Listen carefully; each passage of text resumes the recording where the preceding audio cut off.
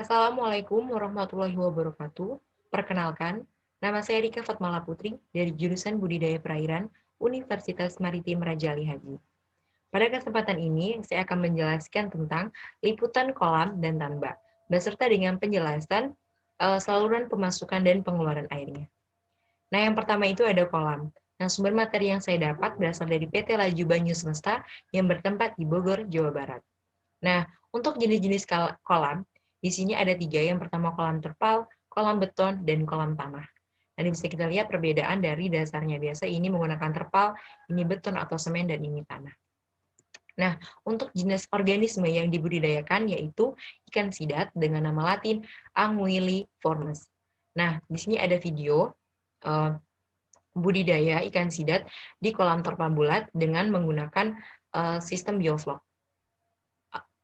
Nah, mari kita lihat ya. Mulai pada ukuran konsumsi ukuran ikan 200. Di sini menggunakan sistem resirkulasi, jadi airnya akan digunakan kembali. Sini bisa kita lihat. Nah, airnya pertama dari sini akan ke saluran ini akan masuk ke pipa. Nah, ke pipa sini ke atas ke tempat penampungan filter atau nanti airnya ini akan difilter. Jadi setelah masuk ke dalam kolam budidaya ya terpal bulat tadi airnya akan bersih seperti itu. Nah, di situ di sini difilter. Nah, setelah difilter nanti airnya itu akan masuk seperti itu. Nah, di tengah ini adalah saluran pembuangan. Nah, bisa lihat di sini tengahnya. Nah, setelah itu nanti dia akan keluar lewat sini. Nah, setelah keluar lewat sini, dia akan ke tempat sini. Nah, di sini, ini tempat pembuangannya. Nah, karena ini sistem resirkulasi, jadi setelah air pembuangan ini, akan ada saluran pipa lagi yang untuk digunakan ke saluran pemasukan. Nah, seperti itu videonya. Nah, untuk selanjutnya yaitu tambak. Nah, sumber materi yang saya dapat yaitu dari praktek kerja lapangan manajemen kualitas air pada pembesaran udang faname dalam tambak budidaya intensif di Balai Layanan Usaha Produksi Perikanan di Budidaya BLU PBB Karawang, Jawa Barat. Nah, jadi ini tempatnya di Balai Layanan Usaha Produksi Perikanan di Jawa Barat, Karawang. Nah, untuk jenis-jenis tambak itu ada 3. Yang pertama ada tambak tradisional, tambak semi intensif, dan tambak intensif. Untuk perbedaan ketiga ini biasanya kalau tambak semi intensif dan intensif ini alasnya bisa berupa menggunakan plastik HDPE. Nah, untuk padat penebarannya juga lebih tinggi dan biasanya aerasinya juga lebih besar.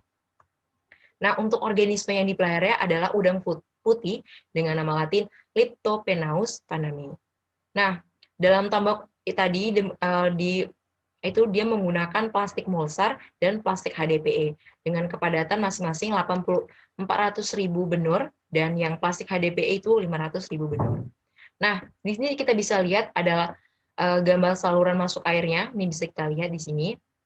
Nah, ini pipa outletnya akan keluar, terus ini pipa inletnya, dan di sini kincir.